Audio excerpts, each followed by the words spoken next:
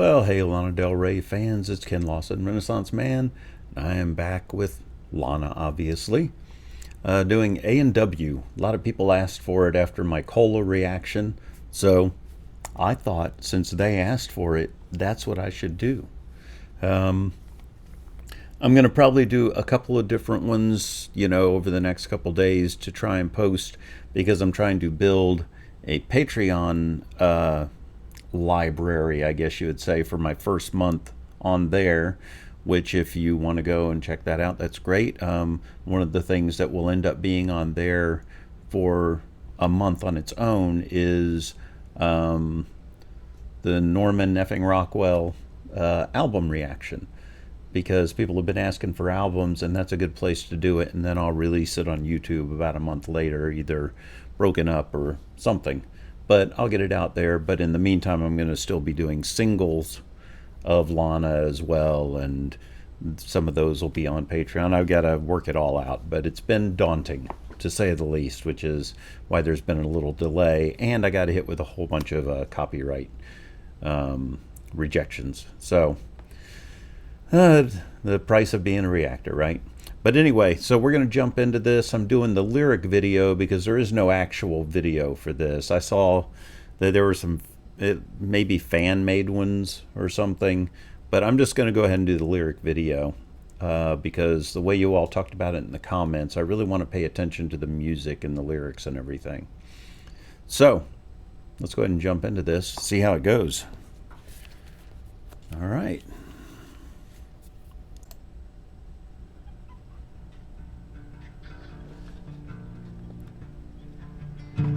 Ooh.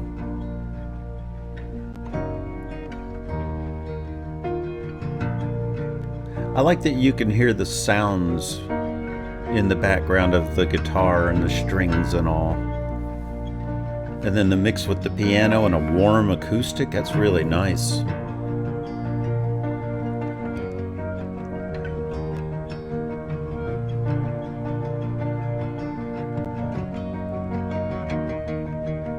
What a neat blend. I haven't done a cartwheel since I was 9. I haven't seen my mother in a long, long time. I mean, look at me, look at the length of my hair, my face, the shape of my body. Do you really think I give a damn what I do after years of just hearing them talking? I say I live in... I want to go back. It was interesting. It's almost like she just breathed her way through that one line about the length of my hair, shape of my face, I think.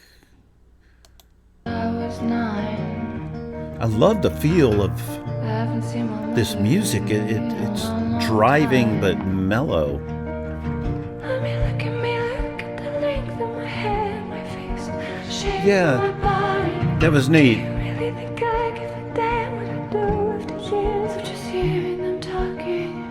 I say I live in Rosemead, really I'm at the wrong Ooh, mile. pretty. It doesn't really matter, it doesn't really matter. Call up, come into my bedroom, ended up we fuck on the hotel floor. It's not about having someone to love me anymore. This is the experience of being an American whore. Huh. Boy, the music belies the content of the song in a way. It's this just kind of moving feel to it without, real delineated notes and all. It just kind of makes this little landscape that she's singing over, which her singing in this, I love where she's taking her voice up and down. And lyrically, this "Do you really give a damn? Do you think I give a damn what I do after years of just hearing them talking and all that," and talking about the way she looks and her body and all that, which I know that she's had issues with media, picking apart how she looks and things like that at different times, whether it's putting on weight or dropping weight or whatever, and then this living in say I live in Rosemead when really I'm at the Ramada, it doesn't really matter, makes it sound like no matter what their perception of us is of where she is or where she actually is, who gives a crap. And then you call him up, we end up on the hotel floor. And I love this line, it's not about having someone to love me anymore. Because this was a later, I think this came out in like 2023 or something like that. So, you know, she's older at this point. And there does come a point where, you know, and then I'm assuming that the A&W is American Whore. I think it's basically saying that once you really don't care about the love and the romance of it anymore, I mean, you'd be labeled a whore, but really it's just that you're happy to have sex on your own terms, let's say. So that's really interesting. Let's see where it goes from here, but I'm forming my opinions of it as far as what it is she's trying to say, and whether this is autobiographical or not, or just the way she feels in general. We'll see. Been an American whore. I really love and you notice the bass isn't really doing much other than just supporting notes under it. Caught up one from called up another. Forensic files wasn't on. Watching teenage diary of a girl, wondering what went wrong. I'm a princess, I'm divisive. Ask me why I'm like this. Ooh. Maybe I'm just kinda like this. I don't know, maybe I'm just like this. I say I live in Rosemead. Wow, something she's doing is blending words together, intentionally letting them flow into each other rather than enunciating them sharply. I really like that. It's kind of like the music behind it is not note, note, note, note, note. It's notes blending together, and I imagine the piano, that the sustain pedal is down pretty much the entire time, just letting it all flow together. Really, really nice. But I love where she's taking her voice in this. I'm a princess, I'm divisive. I mean, isn't that kind of her persona? Is, you know, she has that beautiful look and all of that, but she sings about things that put some people off. And asking why she's like that, I mean, I'm sure she could look back over her life and figure out why she is the way she is. And that's not saying the way she is bad. It's just, you know, you are who your life makes you, and then you just accept it or you don't. And it sounds to me like she's just accepting, you know, or the character in the story is just accepting that that's who they are, and why beat yourself up about it? I'm a princess, I'm divisive. Ask me why I'm like this. I just love that. I'm just kinda like this. I don't know, maybe I'm just like this. I say I live in Rosemead, really. I love these harmonies that come in on this section.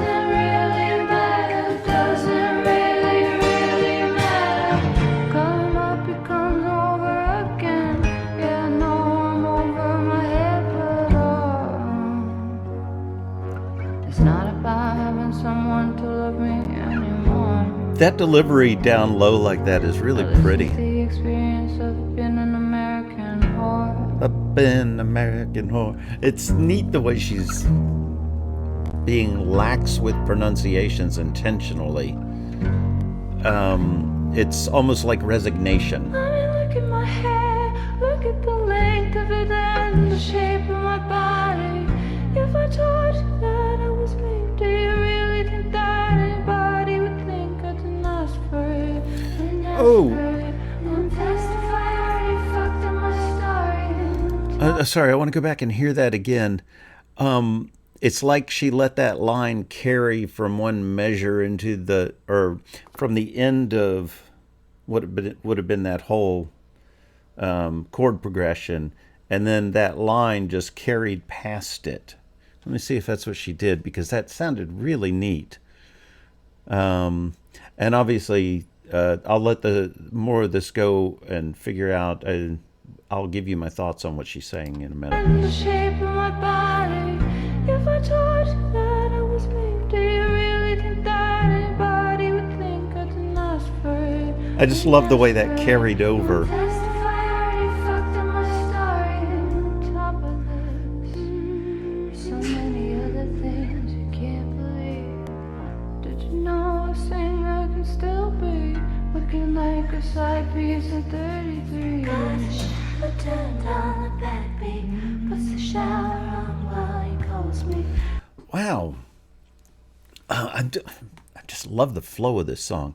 The part she's talking about with the rape and all that,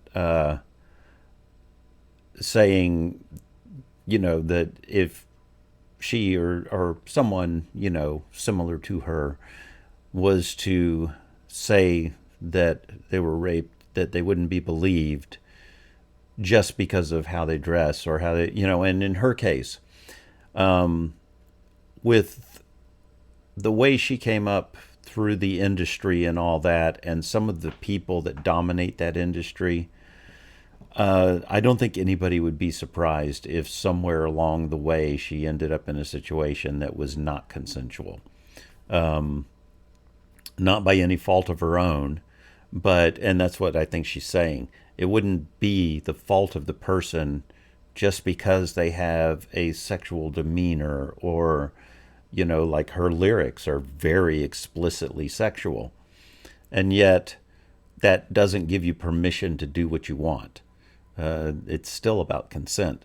And I think she mentioned Harvey Weinstein in, I don't remember which song it was in, but she mentioned that whole Harvey Weinstein thing, and makes you wonder. But now it seems that she's talking about being the side piece, being the other woman, because she says looking like a side piece at 33. God's a charlatan. Don't look back, babe. Huh? Yeah. Make sure that your wife doesn't hear.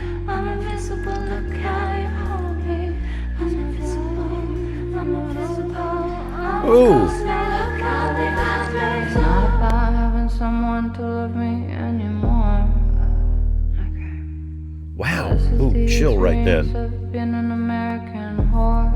I hope you don't mind. I want to go back and listen to these layered voices. I want to see if I can figure out what the back one's saying, because, man, that's really cool. While he calls me, sleeps out the back door to talk to me. I'm invisible, look how you hold me.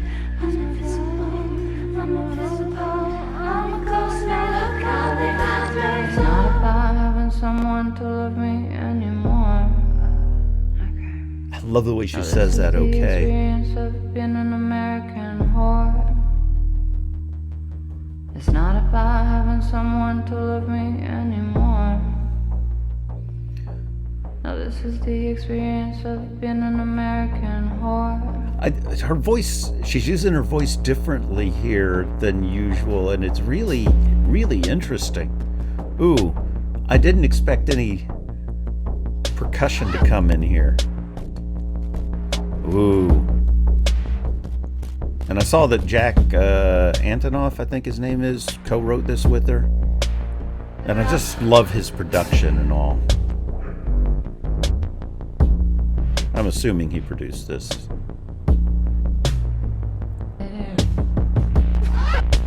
Ooh. I love music that has a vibe and then little ancillary sounds.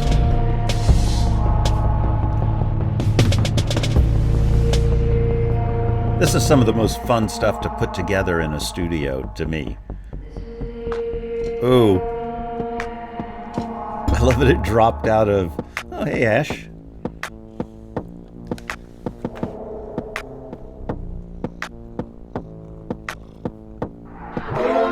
Ooh, that is cool.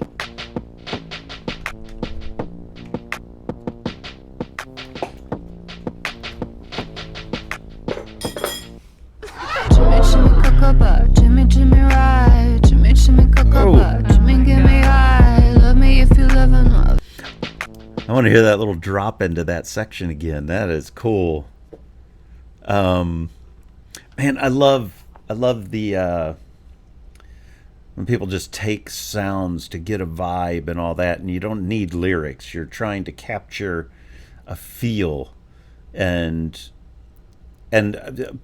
those are the kinds of things that you put together and you go back and just tinker with and just go, ooh, you know what I'd like here? Just this, and this is what this is missing. It's so cool. And she keeps surprising me, or they keep surprising me in this, because they went to that with the kind of hip-hoppy, percussion-y sounds, and now they're coming into this little section.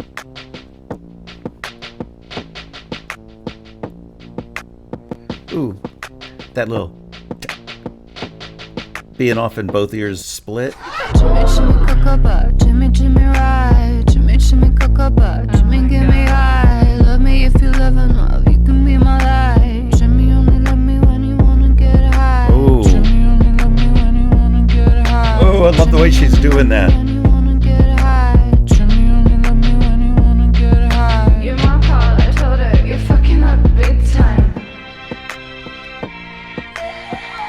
What a great arrangement.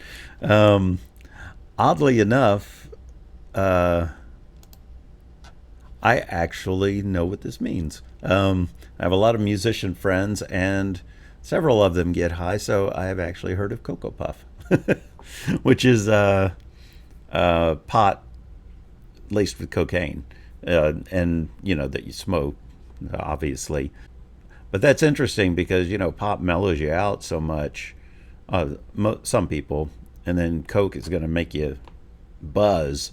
I imagine that is an interesting feeling. I've never had it myself. And then when she's talking about Jimmy, probably referenced in another song that I don't remember, probably was. So he comes over and says, Jimmy, where was it?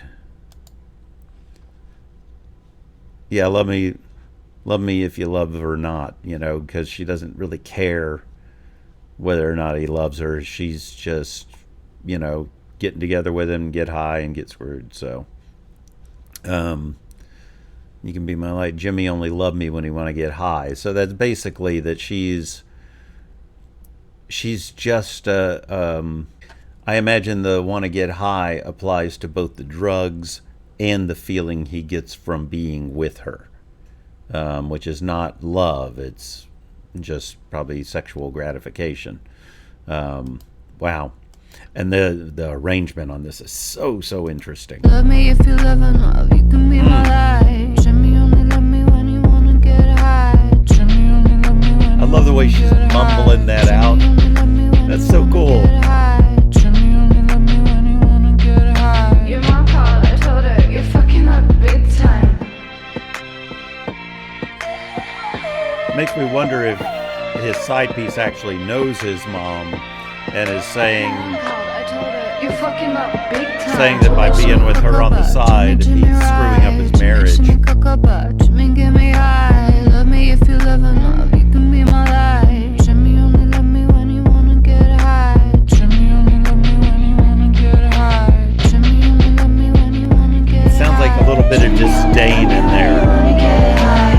I told her, you're fucking up big time. Jimmy, you should switch it up, maybe light it up. Jimmy, if you leave the house, find me in the club. Like, Jimmy, if you switch it up, you should light it up. Jimmy, if you leave the house, find me in the club. Your mom.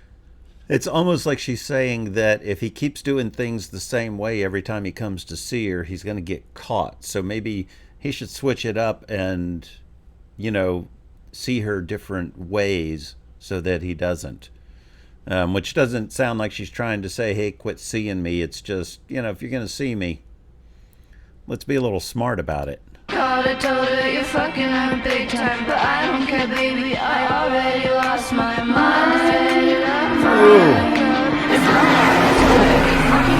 Chill.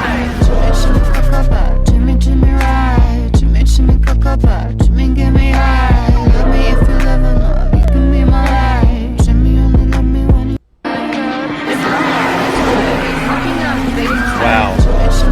love the use of the stereo field with some of this stuff. And I feel like this Jimmy Jimmy Cocoa Puff, Jimmy Jimmy Ride is basically her saying that they're going to, smoke what they got and then get it on, Jimmy Jimmy Ride. Jimmy, Jimmy, ride. Jimmy, Jimmy, cocoa puff. Jimmy, give me high. Love me if you love or not. You can be my ride. Jimmy, only love me when you wanna get high. It's over here. And it's traveled across. Jimmy, only love me when you wanna I like the high harmony coming in here. You're fucking up big time. I love the use. Oh man, the stereo field use in this production, and the just constant beat going and not really altering much. It's just driving, and all the previous music from the first section had dropped out, and it just becomes its whole other thing. It's almost like the first part is talking about all the different parts of her life, and then the last part is just basically the actual getting together and having the act of getting high and having sex and all of that, and dealing with the repercussions of that, which she doesn't really care about in this scenario. I'm not saying her as a person, just in this part of the song. Really, really interesting song though, and I'm glad you all recommended it because it's something you knew I would appreciate. All right, so Ash was very happy with that one as well, weren't you, dude? Here, do a little purring in the mic for him.